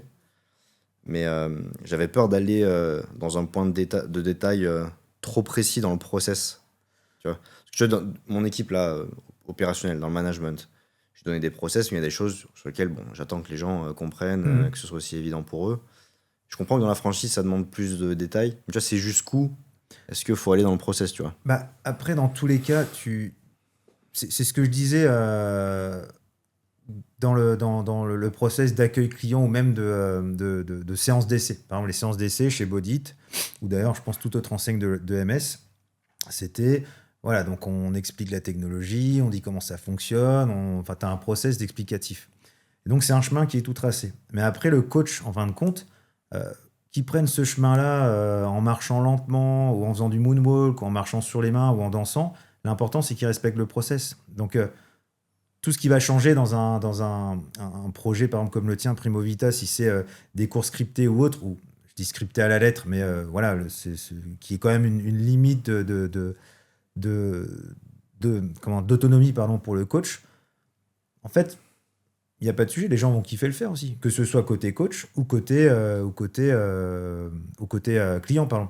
Quand tu faisais les cours de Body Jam, par exemple, c'était scripté, tu n'avais pas le droit de changer, mais tu kiffais quand même ton truc, toi, j'imagine. Ah Moi, ouais. ça me faisait kiffer de faire ça, toi, c'était rigolo. Après, bon, c'est un peu rébarbatif, Moi, mais moyennement, mais. ouais, non, mais enfin, tu vois, ou du body combat ou autre, tu Ouais, vois, bien mais sûr, tu bien vois, sûr. tu l'amenais un peu à ta sauce et tu trouvais des façons de faire pour que ça reste dans le cadre, mais tu avais ta façon de parler et autre, tu vois. Et j'ai envie de dire, la franchise, c'est important d'avoir le cadre le plus cadré possible pour éviter les débordements. Parce que Ouais. si tu laisses ne serait-ce une micro-ouverture, en fait, la plupart des gens vont s'engouffrer là-dedans, tu vois. Après, tu as effectivement, on va dire, de la souplesse en fonction de ce qu'ils font. Et tu verras si... Et d'ailleurs, moi j'ai une question. Ouais. J'imagine que tes meilleurs franchisés, c'est ceux qui respectaient mieux les process. Ah bah tiens, c'est marrant que tu le poses comme question. J'ai les meilleurs franchisés de l'époque. Quand on a fait notre première réunion, notre premier séminaire, tout le monde qui allait les voir dit mais comment vous faites pour être en haut du classement et tout. Et je me souviens toujours, je me suis dit putain, qu'est-ce qu'il va dire. Il dit ah non mais moi en fait c'est simple, hein, j'applique à la lettre ce qu'on m'a dit de faire et ça marche. Et Mais moi ouais. pareil sur tous les coachs qu'on a accompagnés en France, ceux qui respectent, enfin j'avais vraiment poussé les analyses sur qu'est-ce qui fait que les coachs qui réussissent le mieux chez nous réussissent le mieux. Et en réalité, c'est pas des coachs qu'on a beaucoup accompagnés, avec qui on a été beaucoup présents, etc. J'en ai certains qui ont vendu plus de 40 000 euros de coaching dès leur premier mois, tu vois. Ouais. Mais en vrai, j'étais pas tout le temps derrière eux, etc. Les gens, les coachs sur lesquels on va être beaucoup plus derrière eux, etc., devoir leur tenir la main, machin. C'est pas ceux qui réussissent le mieux, c'est ceux qui ont besoin, où il faut un peu leur répéter les mêmes trucs tout le temps. Et en fait, c'est qu'ils consomment en autonomie toute la valeur et toute l'information et ce qu'on en a à leur transmettre, et qu'ils l'appliquent à la lettre, en fait, ce qu'on leur dit de faire, quoi. Et s'il se passe ça, il se passe des merveilles. Et j'ai presque l'impression que c'est pas grâce à moi. Alors, personne n'a réussi grâce à moi. J'ai contribué à chaque fois, tu vois, j'ai toujours mis de l'élan, etc. Mais je me dis, tiens, j'ai rien fait, j'ai juste écrit un jour comment fallait faire, et il a juste fait, j'ai presque rien fait. En fait, c'est ça, c'est juste le process qui a son activité là-dedans, quoi. Bah, je te donne un exemple. Je sais plus si on est pas. Tu connais Rémi Jupy, ça te parle? Ouais, c'est pas un marketeur. Funnels Club. Okay, en fait, il t'apprend. Je vois, ouais. Moi, je fais partie de son programme. C'est lui qui. Enfin, c'est un programme d'accompagnement pour créer sa VSL, son tunnel de vente. Moi, j'étais chez Entrepreneurs. J'avais vu ce que c'était à peu près. J'avais les connaissances. Je me suis dit, si je le fais moi-même, bon, ça va peut-être me prendre du temps, peut-être faire des heures. Donc, je me suis dit, je prends un accompagnement. Comme toi, tu l'as fait avec moi. Tu prends un accompagnement pour justement que ça te permette d'aller plus vite et de ne pas faire les erreurs. Le mec, il m'a dit dès le début, et pourtant, je sais qu'il faut respecter les process. Il m'a dit, toi, Patrick, ton expertise, c'est la franchise. Fais une VSL sur la franchise. Et moi, je dis, ouais, mais attends, la franchise, pour moi, c'est un peu trop niché, je sais pas. Je préfère être un peu plus généraliste. Et du coup, ma première VSL, pour te donner une idée, c'était sur sortir de l'opérationnel, faire les 10 cas par mois, comme tout le monde le dit, ouais, tu vois, les trucs comme ça. Bien s'organiser, quoi. Première VSL, 15 jours, pas de résultat, aucun rendez-vous. Putain, je fais merde. Donc, je reprends. Alors, c'est pas des coachs one-to-one, toi, on a un e-learning, et puis je remplis les fiches et il me dit si c'est bien ou pas. Deuxième, je change un petit peu la donne en expliquant ma méthode, tu vois, profit, un peu plus dans le détail, mais toujours pas sur la franchise. Il me fait, vas-y, on tente, on verra. Parce que moi, j'étais en train de dire, non, je veux faire ça, tu vois. Putain, ça marche pas. Du coup, deuxième VSL, et moi, putain, je sais pas, tu sais, je fais avec les CapCut, tout ça, moi, c'était pas mon délire. Mais je lâche pas, je me dis, moi, il n'y a pas de raison, je suis un acharné, ça a fonctionné, je vais trouver... Donc, je fais un point avec lui en visio, parce que j'avais le droit à un coaching gratuit avec lui en one-to-one. Je prends une demi-heure. Il me dit, mais Patrick, je te dis, il faut que tu tendes la franchise. Je suis sur ton business en faisant de l'accompagnement sur la franchise, ça a cartonné, tu vois. Et du coup, je dis, un peu tête de con, mais je dis, bon, allez, je l'écoute, c'est quand même lui le GOAT il a accompagné plein de gens. Donc, je fais un truc que j'aurais dû faire depuis le début, je fais sur la franchise. Et je lancé très récemment. Bah, tu vois, j'ai eu 4 calls, j'ai eu 3 visios stratégiques, dont toi. Sur les 3, vous êtes 2 dans le programme et une personne que je revois la semaine prochaine potentiellement pour rentrer. Donc en fait, j'ai lutté contre le fait qu'ils me disent un process à suivre. Au final, j'ai dit, bon allez, je vais quand même l'écouter. Et bah là, tu vois, j'ai dépensé pour potentiellement 3 clients, j'ai dépensé 300 balles de com, tu vois. Ouais. Et en fait, c'est ce qu'il faut que les gens comprennent, c'est si un modèle est éprouvé, que ce soit Body It, que ce soit peu importe, Eat Salad, n'importe quoi, il faut écouter ce qu'il y a déjà. Il ne faut pas réinventer la roue. Le process, il fonctionne, tu appliques le process. Après, ça, c'est le piège de tellement d'entrepreneurs, moi, même que j'accompagne, etc. Ils veulent toujours créer un nouveau truc. Et c'est les pires choses. C'est compliqué. Pour moi, tu es l'exemple de ça, parce qu'en fait, Body, tu as trouvé un modèle avec l'électro, tu l'as dupliqué, point simple, et tu as fait 120 centres, quoi. Alors que moi, je vois aujourd'hui le modèle que j'ai à Primovita, pour moi, je peux pas le dupliquer comme ça, il est trop complexe, tu vois. On va le voir. Et en fait, je suis en train d'enlever des trucs. Ouais. Et quitte à les rajouter plus tard. Ouais. Regarde, Fitness Park, on en parlait, je crois. Excuse-moi, t'es coupé, pendant que j'y pense. Fitness Park, si je dis pas de bêtises, t'as plusieurs modèles, entre guillemets, de Fitness Park. Tu vois, alors, Fitness Park, avec juste la partie muscu. Tu peux avoir Fitness Park où tu rajoutes la partie cross-training. Tu peux avoir Fitness Park où tu as la partie octogone MMA. Et en fait, ça peut être un modèle comme ça. C'est-à-dire que tu commences avec Primo Vita, small group training, avec un concept bien à toi, tu vois. Et puis tu peux trouver sur les réseaux des trucs qui sont pas encore en France. Tu vas t'amener des trucs sympas. Une fois que ça fonctionne, tu dupliques.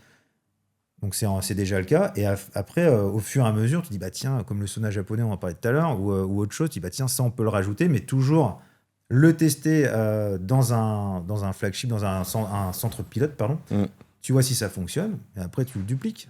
Mais il faut donner du temps au temps, tu vois. Et je pense que déjà, rien qu'avec le fait de faire les small group training, si c'est bien maîtrisé, bien marketé, bien processé, tu as déjà un énorme business à faire, tu vois. Parce que ça, c'est l'air du temps. Enfin, je sais que les gens, ils veulent faire tout ça aujourd'hui, quoi. Ok. C'est mon point de vue. Je sais pas si tu te souviens, je crois qu'il y avait une franchise qui s'appelait Lady Fitness. Ouais. Ouais. Ils en ont ouvert pas mal, après ils ont arrêté.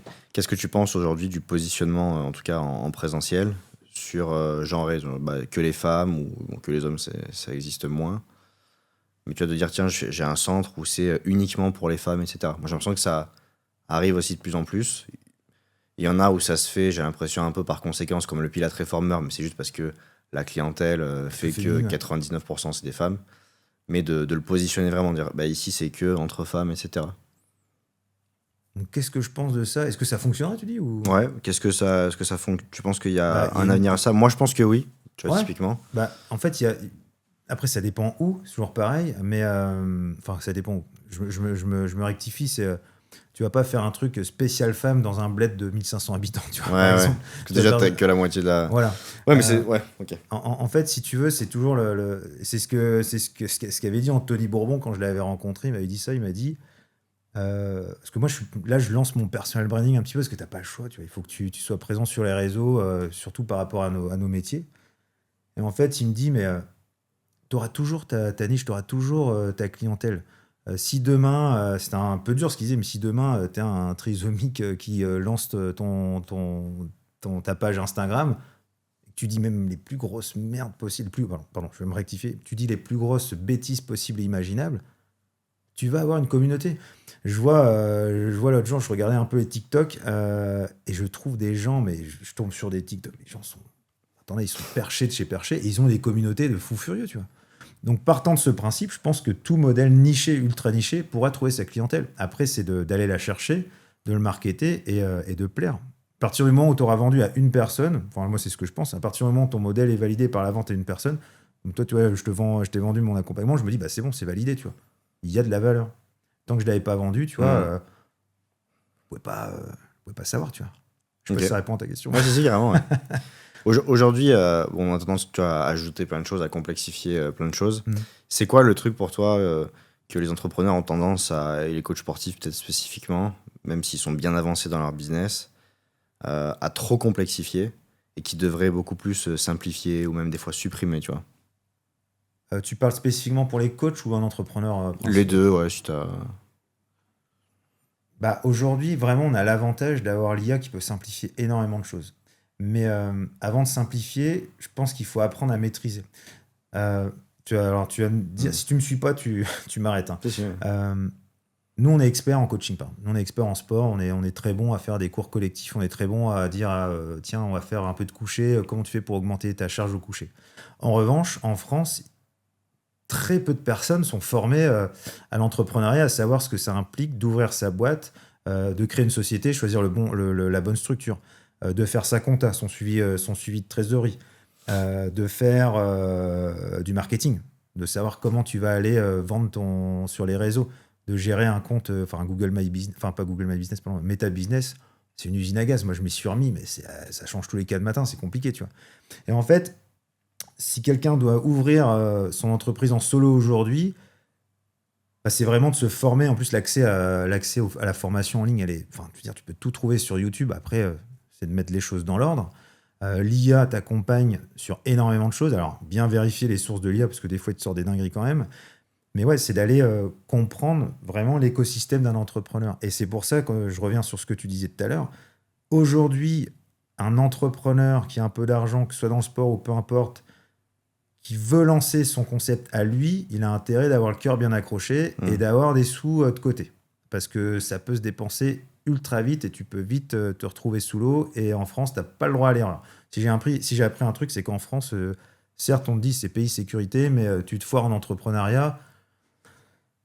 Bah, derrière, tu vas pas être à la rue parce que tu as les aides et parce que tu pourras retrouver du taf. Mais avant de recréer ta société, tu auras des bâtons dans les roues. Tu vois, aujourd'hui, moi, il y a des choses qui sont compliquées. Alors que si tu prends soit un accompagnement comme moi, par exemple, ou comme toi pour les coachs, ou que tu choisis d'accéder à la franchise, de devenir franchisé, bah c'est ce que je voulais te dire tout à l'heure. Moi, je fais l'analogie. C'est aujourd'hui créer une entreprise de toutes pièces de A à Z en tant qu'entrepreneur. Tu as ta boîte de Lego.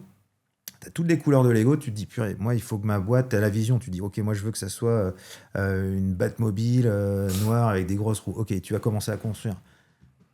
Purée, bah, en fait, non, ça ressemble pas du tout à ça, ça ressemble à une poupée Barbie. Enfin, tu vois, le truc qui a complètement rien à voir, et tu recommences. Alors que la franchise, tu as la même boîte de Lego, tu as la notice, et du coup, bah tiens, je te dis, Léo, tu veux faire un body? Bah tiens, voilà la notice, tu as la boîte de Lego. Et normalement, avec ça, j'ai même pas besoin, limite, de te former ou de t'accompagner. Ok, la première pièce, elle va là. Donc, tu ne te trompes pas de pièce parce que tu as chacune des étapes. Tu as le nombre de pièces exact. Et derrière, bah, tu as gagné 1, voire 2 ans, tu vois. Okay. Ce que tu payes en droit d'entrée pour entrer dans une... C'est ce que j'allais te demander, parce que tu vois, je me dis, il y en a qui vont se dire, ouais, mais si je veux lancer mon business en franchise, je dois payer un droit d'entrée, plus toutes les dépenses qui vont avec, etc. En plus, j'ai des frais... ça va me coûter tous les mois, tu sais, les pourcentages que je donne à la franchise, etc. Alors que si je le fais tout seul, j'ai pas tout ça, donc voilà. Et du coup, en quoi est-ce que c'est plus rentable du coup de... Alors, je vais aller plus loin dans la réflexion. C'est déjà, il faut bien choisir sa franchise. Parce que toutes les franchises ne se valent pas. T'en as qui peuvent avoir un très bon business model, mais qui vont pas forcément t'accompagner, tu vois. Je pense que certaines franchises vont dire, bah vas-y, ok, t'as ça, tu dois trouver un local de tant de mètres carrés, après tu te débrouilles. Donc, ils vont pas aller t'accompagner jusqu'au bout. Nous, avec Bodit, on était vraiment proche des franchisés, ce qui nous a coûté aussi un peu... Enfin, porter parfois préjudice parce qu'on était trop à les tenir par la main, tu vois. Mais vraiment, les droits d'entrée, par exemple, nous, c'était 25 000 euros. Bah, dis-toi que dans les 25 000 euros, tu as tout ce qu'on a foiré en amont, tout ce qu'on a raté avant. Dire, par exemple, on avait fait 3 sites internet avant d'en trouver un bon. Donc déjà, du temps, de l'argent, la notoriété de la marque, les process en interne. Tu vois, mais juste une bêtise, tu vois, je vais te dire, on ouvre Neuilly. Le club de Neuilly, on l'a ouvert en mai 2000. Neuilly, on l'a ouvert en mai 2020. Mai 2020, n'importe quoi. On a ouvert Neuilly, en mai 2018. Ce mois de mai, on avait ouvert 3 clubs en même temps. On avait ouvert Neuilly, La Défense et Saint-Lazare à côté. Et donc, on était au four à moulin avec mes associés. Et un jour, il y a une coach, donc j'étais le samedi après-midi, je me rappelle, je lui dis, bah tiens, écoute, tu pourras faire un peu de ménage pour que ça soit propre pour lundi. Donc je me dis pas, je suis pas misogyne, je me dis pas, bah, c'est une femme, elle sait faire le ménage, hein. Loin de moi cette idée. Mais je me dis, bon, ça peut être compliqué, toi, tu passes un coup d'aspi, tu passes un coup sur les miroirs, c'est bon. Mais je lui dis pas comment faire, tu vois. Je reviens le lendemain parce que j'avais des choses à faire dans le club le dimanche, et j'arrive, le club, il est dégueulasse, tu vois. Je me dis, putain, c'est pas normal, qu'est-ce qui s'est passé, quoi. Et du coup, je la vois le lundi, alors j'étais vénère sur le coup, je fais tout le ménage, je la vois lundi, je lui dis, écoute, je comprends pas, bah, t'as pas fait le ménage. Et là, elle me dit, ah bah non, bah écoute, j'ai fait l'aspirateur, mais je savais pas quel produit utiliser pour les vitres, je savais pas quel produit utiliser pour les chromes, pardon, je savais pas quel produit utiliser pour telle ou telle chose. Donc du coup, qu'est-ce que j'ai fait? Bah, j'ai fait un process ménage. Je dis, bah voilà, le produit à vitre, c'est le produit bleu, et tu dois mettre 2 pchits pour nettoyer les vitres et les miroirs. Et en fait, j'ai fait un process de ménage bien détaillé. Et derrière, en fait, tu te rends compte que ce que tu ne sais pas, tu ne le sais pas, et que tu ne peux pas penser que quelqu'un en face de toi a les mêmes connaissances que toi. Donc tu dois le prendre comme si c'était un enfant. Et aujourd'hui, bah, c'est tout ce dont tu bénéficies quand tu arrives dans une franchise, c'est que tu as tous les process de A à Z. Et tu peux penser en tant qu'entrepreneur, ah non, mais attends, je peux le faire moi-même. Et ça revient à ce que je te disais tout à l'heure, c'est que tu as trop de paramètres à prendre en compte pour ne pas te foirer quand tu lances ton business. Tu vois. Moi, je vois vraiment un truc de payer un droit d'entrée. En fait, c'est de l'argent que tu ne perdras pas bah oui, si jamais quand tu commences à faire un truc, tu te rends compte que finalement, c'est pas le bon truc. En fait, pendant des mois, tu as dépensé des choses. Et en fait, tu n'as pas gagné ça. C'est comme, tu vois, que si tu payes un commercial qui est payé juste à la commission, il fait pas de vente, tu dis, oh, ça me coûte rien. En fait, si, ça te coûte très cher. Parce qu'en fait, ça te coûte les ventes qu'il a pas fait. Donc, en fait, tu perds chaque vente qu'il fait pas, tu vois. Et tu perds pas juste le marketing que ça te coûte. Mais tu vois, un gars qui est censé closer à 30%, si c'est une offre à 2 000 euros, il fait 10 rendez-vous, il close pas, t'as perdu du coup 3 fois 2000 euros, quoi. Ouais, c'est un manque à gagner. Et ce que tu dis, ça me fait penser bah, encore une fois, je prends l'exemple le plus que je connais, que je maîtrise le plus, hein, c'est Bodit. T'as des franchisés qui ont ouvert Bodit, premier mois, et c'était Bodit de Chartres. Mec, premier mois, rempli, 28 000 euros de chiffre d'affaires. Avec la com qu'on avait lancée, tu vois, l'ouverture, mec, blindé dès le premier mois. Je peux te dire que t'as pas. Enfin, ils ont pas tous eu cette réussite, mais t'ouvres tout seul, avant de trouver la bonne solution, avant de faire tes 28 cas, comme nous, on a mis 1 an, bah, c'est du temps, c'est de l'énergie, c'est du stress.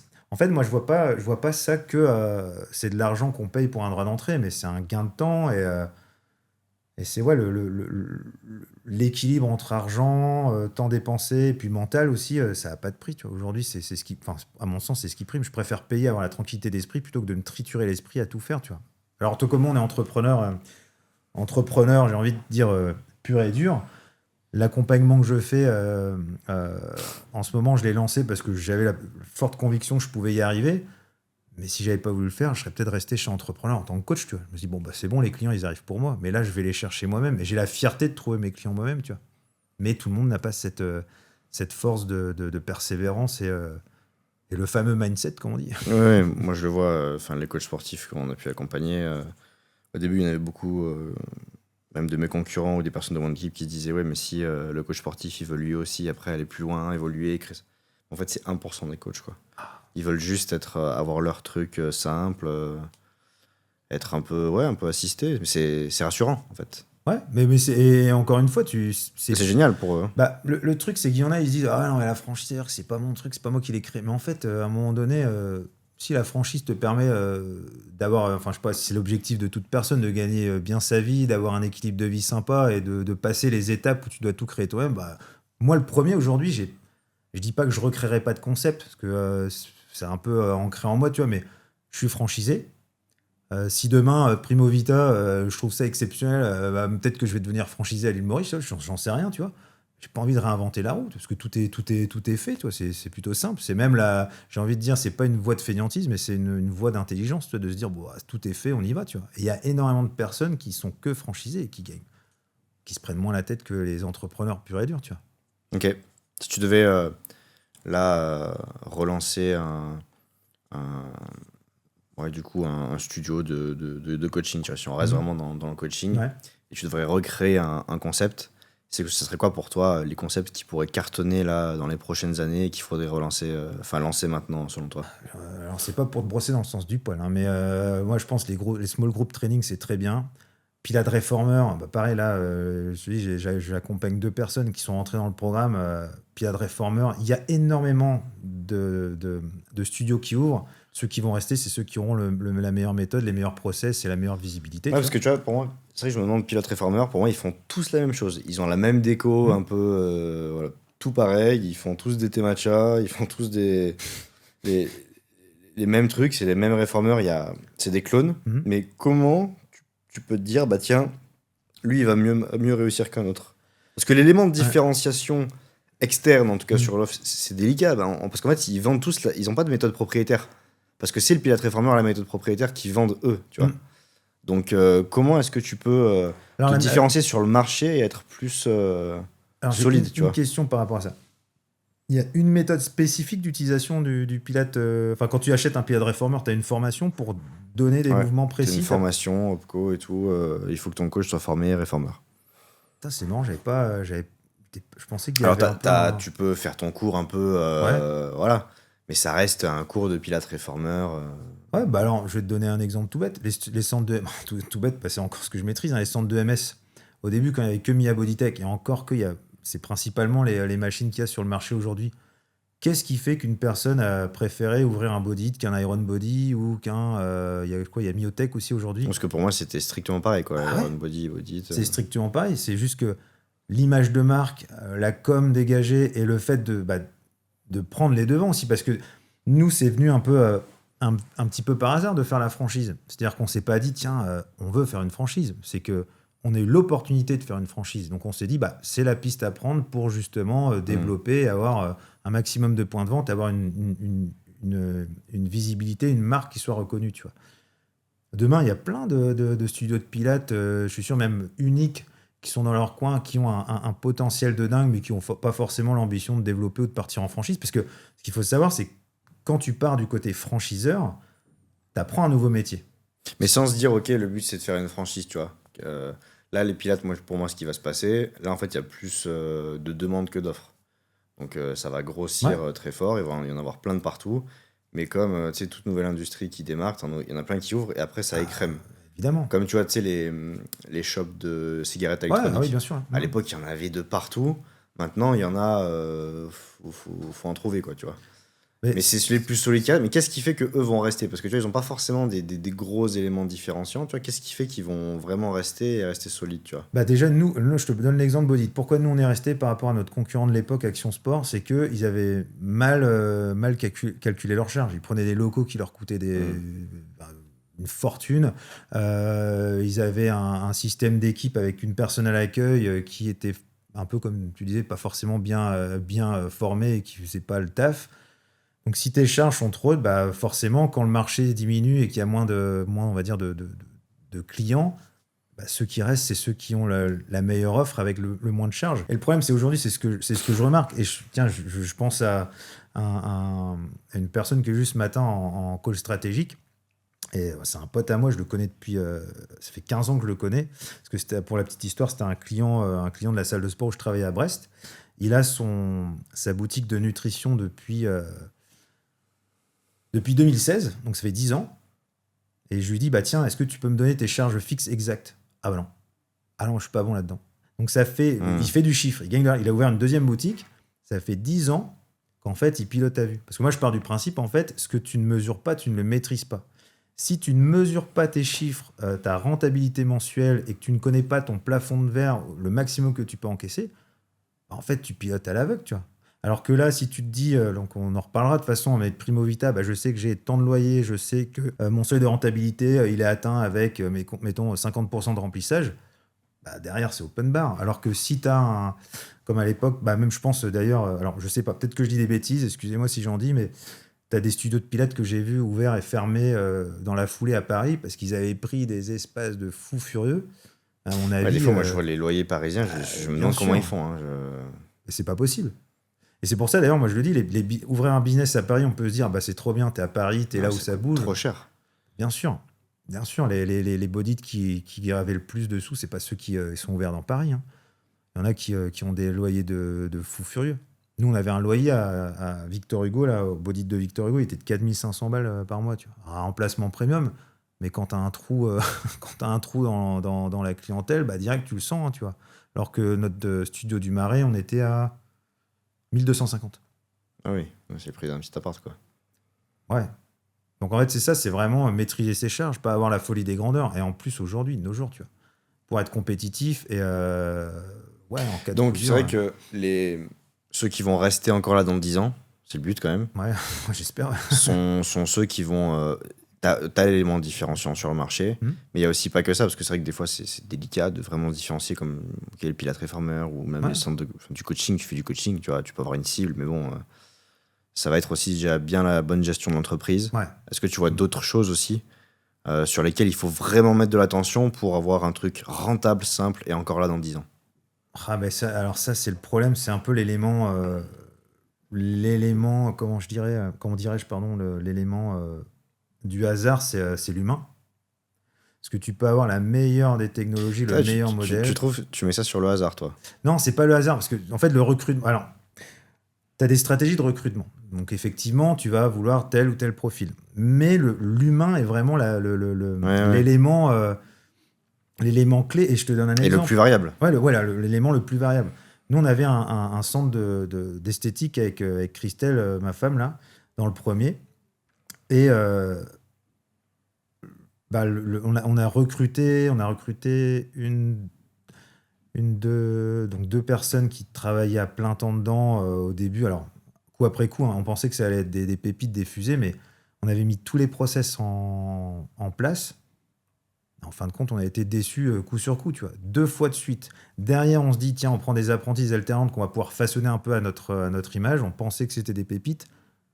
Putain, encore 2 fois, disons, 4 échecs d'affilée. Alors, L'esthétique, j'ai l'impression que c'est compliqué. ouais, alors je veux pas faire flipper, mais moi je pense que il y a toujours, il y a cette problème de génération Z, la fameuse génération Z. Alors je pense que toi t'es limite génération Z en plus un peu, non? Je suis de 95.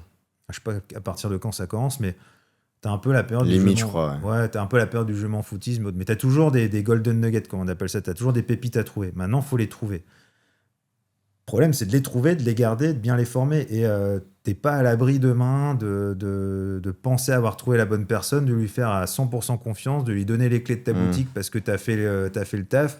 Je te dis une bêtise, hein, le mec il dit je suis tombé amoureux d'une étrangère, je pars habiter avec elle, truc, et qui te laisse de but en blanc dans la panade. Donc il y a un sujet aussi de tiens, c'est un sujet qui peut être intéressant à traiter, c'est de se dire est-ce qu'il n'y aurait pas des modèles en full digitalisé où tu peux avoir quelqu'un qui rentre. Les modèles les plus simples et qui ont été plus dupliqués, c'est là où il y a le moins d'humains possible. Tu prends Basic Fit, tu t'inscris sur une borne. En fait, où l'intervention humaine, tu as le moins besoin, en tout cas possible, d'un niveau de performance et d'intelligence réelle. Hein. Enfin, tu vois, tu as Basic Fit, tu t'inscris sur une borne. En fait, l'hôte d'accueil, c'est juste qu'il faut qu'il soit là pour répondre à des trucs logistiques.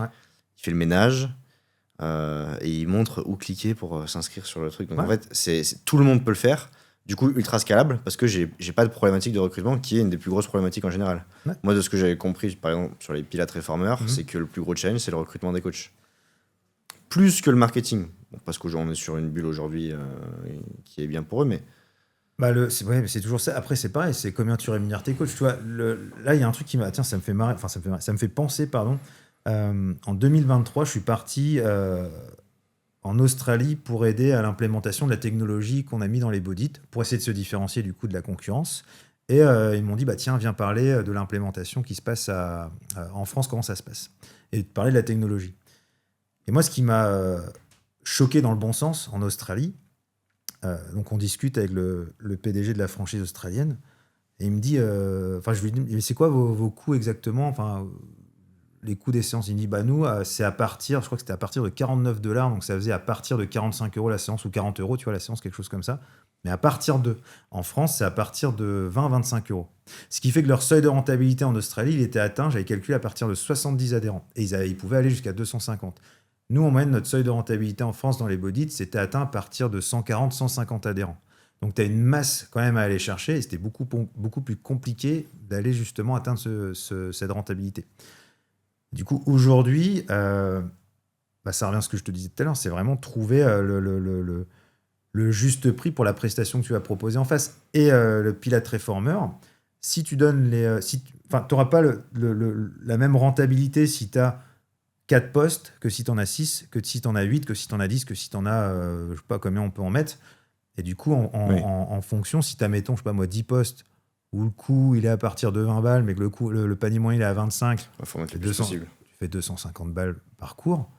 Le coach, s'il est bon, tu peux lui dire voilà, le prix plancher c'est 50 € du cours. Si ton cours est rempli, tu as un bonus de, je sais pas moi, 20-25 balles. Moi, le truc, c'est que ils sont payés moins. En plus, en général, ils sont payés 38 et jusqu'à 45 en fonction du nombre de personnes, tu vois. Bah ouais, mais si demain tu as un modèle qui te permet. Mais ils sont contents parce que sur le marché, c'est bien payé. Donc, grave. C'est toujours le même truc en fait. C'est, nous, chez Body, les coachs étaient payés, ou peut-être ils sont payés maintenant, je sais pas, mais c'était du 20 € de l'heure. Alors, quand tu fais 4 heures d'affilée, ça te fait 80 et c'est toujours mieux que rien, tu vois. Faut pas oublier non plus que c'est un diplôme, t'as même pas besoin du bac, hein, pour le rappeler. Maintenant, c'est le problème, c'est quand on leur vend en formation, vous pouvez monnayer 80 € de l'heure. Moi, je leur dis, va chercher des clients à 80 € de l'heure, et on en reparle, parce que je pense que tu es bien placé pour le savoir, c'est pas facile, surtout les temps de déplacement. Donc, en fait, c'est toujours avoir la réalité du marché. Mais si demain, tu as un modèle qui fonctionne et que tu trouves la personne, que tu arrives à la tenir, que tu es bienveillant avec elle dans le management et dans la rémunération,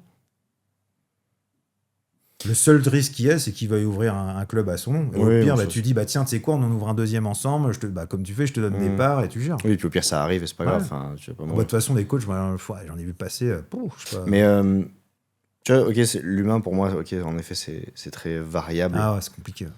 Mais en même temps, je pense que tu peux contrôler beaucoup plus ça en allant voir comment est-ce que toi, tu peux devenir meilleur dans ta capacité à recruter, dans ton leadership et dans ton management, tu vois. Parce que là, ça affine le variable. Et pour moi, ceux qui auront le meilleur leadership et management sont ceux qui seront les plus solides. Parce qu'aujourd'hui, ce que je vois, c'est que tout le monde dit le même truc de ouais, les humains, ils font toujours n'importe quoi, tu peux pas compter sur les gens. J'ai l'impression qu'ils ont envie de tuer leurs employés. Des fois, c'est juste que c'est peut-être.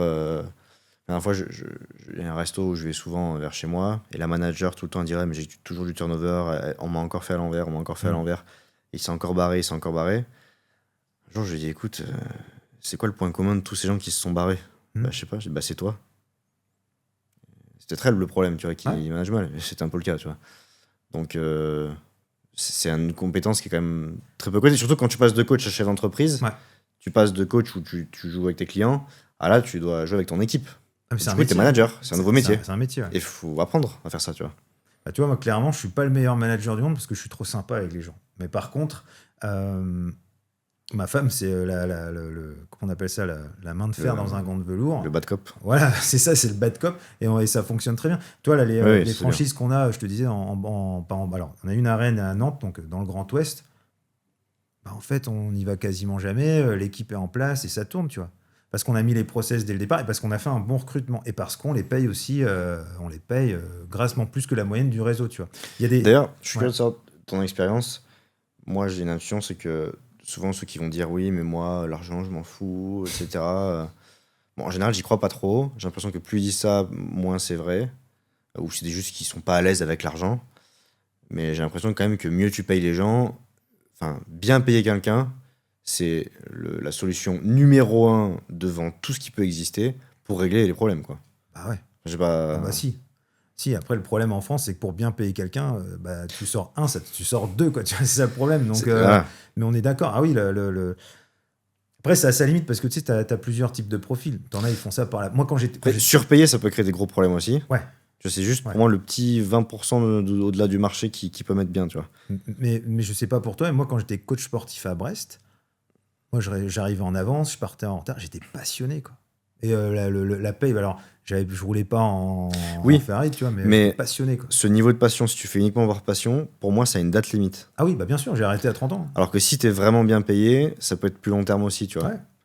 Parce que quand tu fais le truc par passion, quand t'es obligé de mouliner, en fait, que tu dois le faire par obligation, l'obligation prend le pas sur la passion, tu vois. Bien sûr. Et c'est ça que moi, je veux être vigilant aussi, que ce soit moi en tant qu'entrepreneur, parce que tu sais, quand tu te crames, t'as plus envie, en fait, tu vois. Et au début, le piège quand t'es passionné, c'est de surdélivrer, de trop faire, tu vois. Bah, tu vois, alors ça va peut-être te rassurer, c'est dans le bon sens. Là, ce que je fais en ce moment, l'accompagnement, je suis passionné, tu vois. Donc là, mon objectif, c'est que les premiers clients soient satisfaits, qu'on arrive à faire des trucs de fou. Et puis après, tu vois, ça peut potentiellement se transformer en partenariat. Enfin, il y a plein de choses à faire, tu vois. Là, aujourd'hui, j'ai une obligation envers moi-même, c'est garantie de résultat. Et je veux m'impliquer le plus possible pour que vous ayez du résultat. Mais l'idée, et je l'ai compris, c'est c'est un peu comme une franchise, en fait. Une fois que j'aurai construit et validé mon accompagnement... Après, tu peux le systématiser, le déléguer, moi, comme j'ai fait avec ma boîte Wiand. C'est ça. Là, moi, mon but, c'est que dans un an, j'ai mes 20 clients qui sont rentrés chez Profit. Chez Profit. Madame dit de dire Profit, je dis Profit, bref. Que j'ai fait tout mon squelette de e-learning pour que vous ayez les templates, les masterclass, que les coachings individuels soient en plus-value si vraiment il y a besoin. Mais encore, j'ai l'impression que c'est plus, tu vois, pour que le client soit rassuré. Parce que ce que je te disais tout à l'heure, quand j'apprends la VSL, tu as des coachings de groupe toutes les semaines, tu peux avoir des coachings one-to-one, mais la réalité, c'est que moi, j'ai juste fait le e-learning, je suis autonome, je fais mes trucs moi-même, j'envoie les looms à mon coach, il me répond, et basta, toi, et ça le fait très bien. Après, et je suis très content, mais par contre, c'est un taf qu'il a fait en amont. Il a fait, je crois, 5 versions de sa formation. Ah oui, nous, on en a fait une dizaine. Ah, tu vois, mais au bout, une fois que tu as fini le truc... Puis même quand c'est bien, tu es obligé de la mettre à jour par rapport aux actualités du marché. Là, tu vois, demain, il y a de l'IA qui se développe, etc. Faut mettre à jour, quoi. Mais ça, moi, j'adore, en fait, cette perspective de me dire... Parce que là, j'ai pas l'impression de travailler, tu vois. Aujourd'hui, par exemple, on est tous les deux, j'aurais pu me dire... c'est bien, c'est bon pour toi, c'est bon pour moi, ça fait de la visibilité, et on est des passionnés, tu vois. Donc moi, quand je travaille du matin, tu vois, je me lève à 7h, j'amène mon gamin à l'école... Je suis de 8h30 jusqu'à peu importe l'heure. Oui, c'est ton jeu vidéo, quoi. Ouais, c'est ça. Alors, qui c'est qui disait ça? Il y a quelqu'un qui a dit ça. C'est Young qui a dit ça. Moi, je... Ouais, ça, moi, je le vois comme un jeu, tu vois. Mais parce que j'ai réussi déjà une belle chose et que j'attends, je vais pas dire que j'attends pas, parce que j'ai besoin effectivement d'avoir quand même des rentrées d'argent pour vivre, mais j'ai des économies, tu vois. Je peux partir, arrêter de bosser pendant peut-être 5-6 ans, j'ai pas de problème, tu vois. Ouais. Mais c'est important de garder ça et de pouvoir le toucher du doigt Enfin, c'est cette flamme Ah, qui est indispensable pour travailler plus, faire plus, innover plus. Si tu le perds, après, pour moi, ça marche pas. Hein. après, c'est trouver le juste équilibre. Parce que j'ai failli me faire avoir quand même. euh, Quand on a fait, tu vois, il y a des mois, alors c'était des chiffres d'affaires réseau, hein, j'aime bien le préciser parce que sur les réseaux, je mets, voilà, on a fait 100 millions d'euros de chiffre d'affaires en 8 ans. Oui, c'est le cumulé de tous les C'est le franchisés. cumulé de tous les franchisés depuis l'ouverture de la franchise. Et bon, tout le monde joue avec les chiffres hein, sur les réseaux, Ouais. on l'a vu.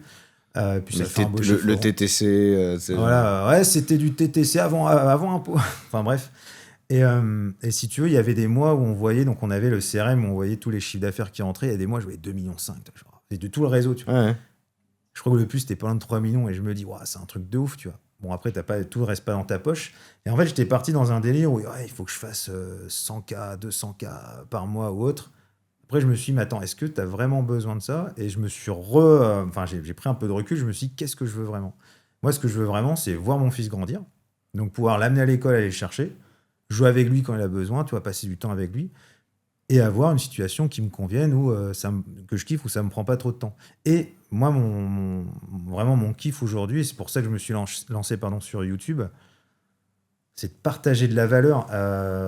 Et c'est pas facile, hein, parce que quand tu as beau vouloir partager de la valeur, ça prend du temps à créer les scripts, même si tu as l'IA aujourd'hui, à tourner, à monter. Ça te coûte de l'argent. Enfin, ça coûte plus d'argent. Aujourd'hui, ça te coûte de l'argent, tu vois. Ouais. Ça t'en fait pas forcément gagner, mais c'est un kiff, tu vois.